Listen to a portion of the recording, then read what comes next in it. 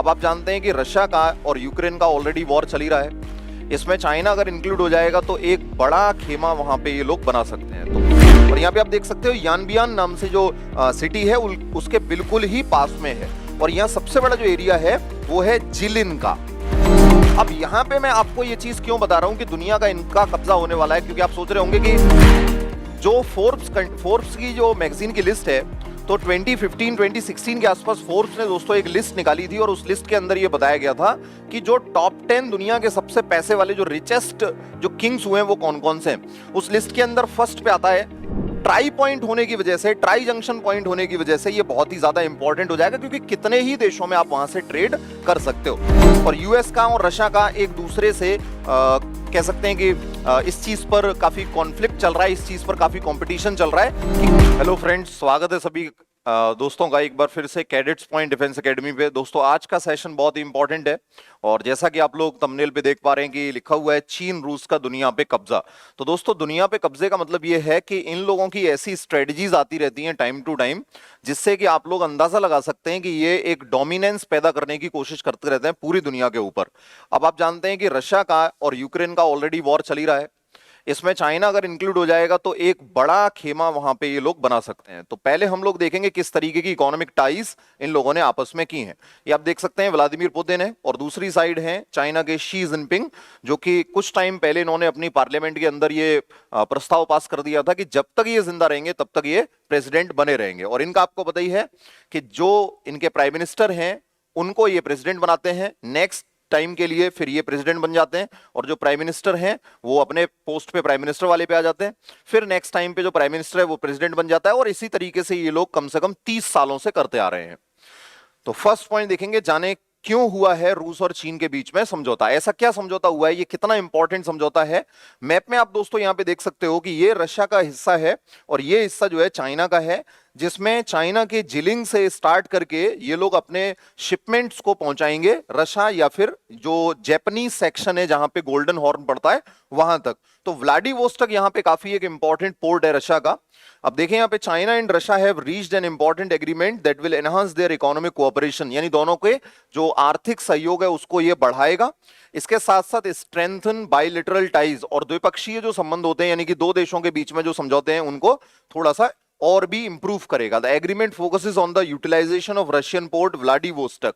आप सभी जानते हैं कि जब हम लंबे रेल मार्गों के बारे में पढ़ते हैं तो उसमें आता है ट्रांस साइबेरियन रेलवेज, जो कि स्टार्ट होता है आपके सेंट पीटर्सबर्ग से और ऑल द वे थ्रू जाता है वो 9000 किलोमीटर व्लादिवोस्टोक तक। अब ये लोग क्या करते हैं कि व्लादिवोस्टोक के अंदर शिप जो है वो बनते हैं। अब शिप बनेंगे तो शिप को बनाने के लिए इन लोगों को रॉ मटेरियल की जरूरत होगी, शिप के जो हिस्से हैं उनकी जरूरत पड़ेगी। तो वो ट्रेन पे जो ट्रांस साइबेरियन रेलवे है, जो लॉन्गेस्ट रेलवे है पूरी दुनिया का, उसमें ये लोग उसको रख के उसके पार्ट्स को ले जाते हैं और फिर उनको सबको वहां पे असेंबल करके शिप को पानी में उतार देते हैं, जो कि ड्राई डॉक से ये काम किया जाता है। तो व्लादिवोस्टोक जो है वो एक बहुत ही इंपॉर्टेंट ट्रांजिट हब है डोमेस्टिक शिपमेंट के लिए चाइना के, क्योंकि बिल्कुल चाइना के पास ही में पड़ता है ये। और यहाँ पे आप देख सकते हो यानबियान नाम से जो सिटी है उसके बिल्कुल ही पास में है। और यहाँ सबसे बड़ा जो एरिया है वो है जिलिन का। तो ये आप देख ही सकते हैं, यहाँ पे इसके बारे में मैंने आपको ऑलरेडी बता दिया है। China has designated Vladivostok a Russian port located near the border as a transit hub for its domestic shipments, यानी कि यहाँ पे जो भी चाइनीज प्रोडक्ट्स बनेंगे वो दूसरे देशों के अंदर जाएंगे तो उसके लिए इनको शिपमेंट एक तरीके से भेजने के लिए पोर्ट होना चाहिए। अब पोर्ट कहां पे है आपको पता है, वहां जब हम पीछे मैप पे आपने देखा होगा ये जो एरिया है यहां से लेकर के ये पूरा नॉर्थ कोरिया का एरिया है, यहां से लेकर के आगे तक का। अब नॉर्थ कोरिया से लेकर ये पूरा एरिया नॉर्थ कोरिया ने कवर किया हुआ है, बिल्कुल इसके बराबर से ये चाइना ये रशिया स्टार्ट हो जाता है और ये चाइना का एरिया। तो चाइना के पास में इस सेक्शन के अंदर कोई भी पोर्ट नहीं है। यहां से चाइना का यानी साउथ कोरिया के या नॉर्थ कोरिया का जो सदर्न एरिया है डानडोंग का, यहां से ये स्टार्ट हो जाता है चाइनीज सी। तो यहां पे तो एक्सेस है इन लोगों के पास में ओशन का, लेकिन इस एरिया में एक्सेस कोई भी नहीं है। तो अब ये एक्सेस नहीं है तो इन लोगों को क्या करना पड़ेगा, किसी कंट्री से या तो नॉर्थ कोरिया से करें या फिर रशिया से करें, बायलैटरल टाइज बनाने पड़ेंगे और उसके थ्रू ये लोग क्या करेंगे, वहां के जो बंदरगाह हैं उनको यूज करेंगे। तो अब उसको यूज करेगा तो चाइना के पास में काफी दूर तक जाके सामान को भेजना, उसकी जगह पे अब ये करेंगे चाइनीज शिप को सीधा चाइनीज शिप को लोड करेंगे और वहां से ये लोग रशियन उसको यूज करेंगे, पोर्ट को यूज करेंगे और सामान को भेज सकते हैं कहीं पे भी, जापान में या कहीं भी भेज सकते हैं। यहां पे आप ये भी देख सकते हो, जो ये रशियन पोर्ट है Vladivostok, as a transit hub for domestic shipment from China, यानी चीन के लिए ये बहुत ही ज्यादा इंपॉर्टेंट है डोमेस्टिक शिपमेंट के लिए। बाकी आप यहां पे देखेंगे गुड्स फ्रॉम जिलिन प्रोविंस, जो कि मैंने आपको पिछली स्लाइड में बताया था, जो जिलिन नाम का ये प्रांत है यहां पे, यहां से जो सामान जाता है Jilin province in China will be transported to Vladivostok which will act as a pivotal point for further transportation. यानी कि जिलिंग से लेके सामान जाएगा व्लादिवोस्टॉक और फिर वहां से ये आगे जाएगा, तो उस पर हम अभी आगे बात करते हैं। अल्टीमेटली बेनिफिटिंग चाइनाज इकोनॉमी, और इस चीज से चीन की अर्थव्यवस्था जो है उसको दोस्तों क्या मिलने वाली है, बहुत ही बड़ी हेल्प। अब यहां पे मैं आपको ये चीज क्यों बता रहा हूं कि दुनिया का इनका कब्जा होने वाला है, क्योंकि आप सोच रहे होंगे कि भाई ये तो एक तरीके से शिपमेंट की बात है, पोर्ट को यूज करने की बात है, तो फिर यहां इतना बड़ा कोई मुद्दा नहीं है जिससे कि दुनिया पे कब्जा करने वाली बात आ जाए। देखिए सभी जानते हैं कि इकोनॉमी जो है वो बहुत इंपॉर्टेंट होती है।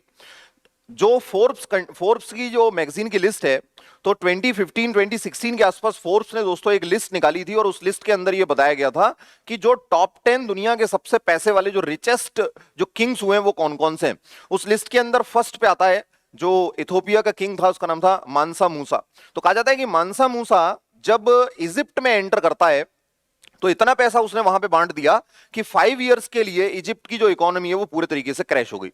इकोनॉमी क्रैश क्यों हो गई? क्योंकि जो वर्ड इकोनॉमी है उसका मतलब होता है, जो लैटिन रूट है इसका इकोनॉमिया, वहां से ये लिया गया है। और इकोनॉमिया का मतलब है द लैक ऑफ समथिंग, यानी कि अगर आपके पास किसी चीज की कमी है तभी आप घर से निकलोगे जॉब करने के लिए, पैसे की कमी है तभी आप निकलोगे जॉब करने के लिए। यानी कि अगर दुनिया में सभी लोगों के पास बराबर पैसा हो या सभी लोगों के पास काफी पैसा हो तो कोई भी बिजनेस नहीं चलेगा, क्योंकि कोई काम करना ही नहीं चाहेगा। और मिस्र के अंदर मानसा मूसा ने यही किया, वहां गरीबों को, मध्यम वर्गीय लोगों को इतना पैसा उसने बांट दिया, इतना धन उसने बांट दिया, क्योंकि वो दुनिया का आज तक का, और इसका मतलब ये नहीं है कि आज जो दुनिया में लोग हैं 2023 में जो पैसे वाले लोग हैं वो मानसा मूसा से आगे निकल गए, वो अभी भी आगे उससे नहीं निकल पाए, वो इतना पैसे वाला ऑलरेडी रह चुका है कि उसका रिकॉर्ड आज तक किसी पे नॉन हिस्ट्री में किसी से टूटा नहीं है। तो इकोनॉमी चलाने के लिए जरूरी है कि जिन देशों में पैसे की कमी है उन देशों को काम दिया जाए, उन देशों को सामान दिया जाए, और जिन देशों में अभी लोग ग्रोथ कर रहे हैं, जैसे जैसे लोगों की जॉब्स लगेंगी, जैसे जैसे लोगों के बिजनेस चलेंगे, वैसे वैसे वो अपने घरों के अंदर डेवलपमेंट करेंगे, एसी लाएंगे, कूलर लाएंगे, फ्रिज लाएंगे, टीवी लाएंगे। तो इन चीजों की जो रिक्वायरमेंट है उसको कौन फुलफिल कर रहा है? उसको चाइना फुलफिल कर रहा है, और चाइना वहां से पैसा कमा रहा है। तो वही हम यहां पे देखेंगे, ये आप देख सकते हो, ये जो मैप है इसमें आप देखेंगे चाइना के जितने एरियाज हैं वो किस तरीके से कार्बन प्रोडक्शन भी कर रहे हैं और किस तरीके से चाइना और यूएस एक दूसरे के साथ में लड़ाई में है कि कौन अपना सामान दुनिया में ज्यादा बेचेगा। तो ये आप देख सकते हो, यह समझौता चीन को अपने पूर्वोत्तर क्षेत्र से पूर्वी आर्थिक महाशक्ति झेजियांग प्रांत तक माल परिवहन के लिए एक छोटे और अधिक लागत प्रभावी मार्ग तक पहुंचने में सक्षम करेगा, और ट्रांजिट पोर्ट के रूप में व्लादिवोस्टॉक का लाभ उठाकर जमीन से, लैंड रूट से 800 किलोमीटर से भी कम डिस्टेंस में इसको ट्रेवल करा जा सकता है, और इससे लंबी दूरी तक चलने के बजाय कम दूरी से शिप के माध्यम से शिपमेंट को ले जाना, ये इनके लिए कॉस्ट कटिंग होगा और बहुत ही ज्यादा बेनिफिशियल होगा।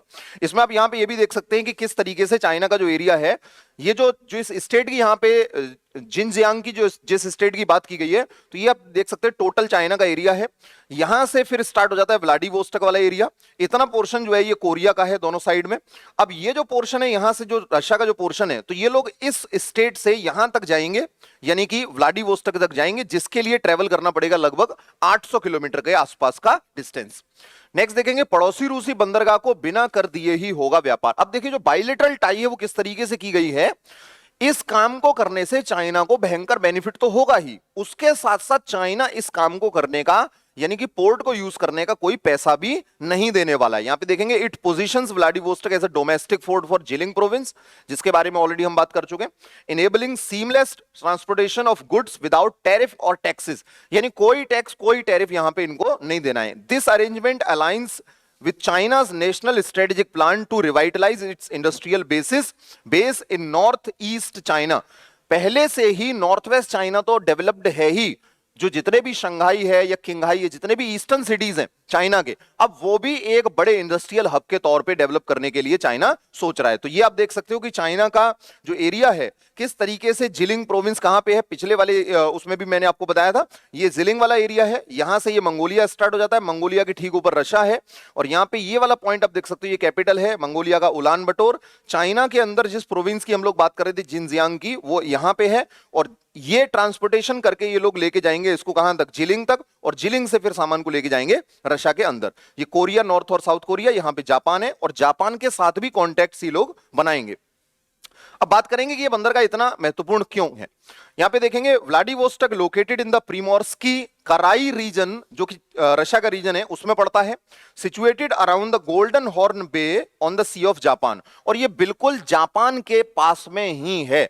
तो रशिया और जापान और चाइना तीनों का एक तरीके से ये पॉइंट हो जाएगा, और ट्राई पॉइंट होने की वजह से, ट्राई जंक्शन पॉइंट होने की वजह से ये बहुत ही ज्यादा इंपॉर्टेंट हो जाएगा, क्योंकि कितने ही देशों में आप वहां से ट्रेड कर सकते हो। तो चाइना रशिया के ये जो दोस्तों आपको हमने बताए कि किस तरीके से चाइना रशिया का पूरी दुनिया पे कब्जा हो सकता है, किस तरीके से ये लोग पूरी दुनिया में कब्जा करने की कोशिश कर रहे हैं, ट्रेड पर, है ना, ट्रेड पर कब्जा करने की कोशिश कर रहे हैं, और यूएस का और रशिया का एक दूसरे से कह सकते हैं कि इस चीज पर काफी कॉन्फ्लिक्ट चल रहा है, इस चीज पर काफी कंपटीशन चल रहा है कि किसका ज्यादा ट्रेड हो, किसका ट्रेड कम हो। तो ये बहुत लंबे टाइम से कोशिश चल रही है।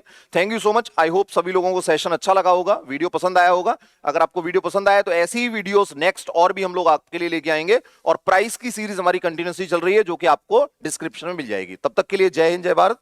मिलते हैं नेक्स्ट सेशन में।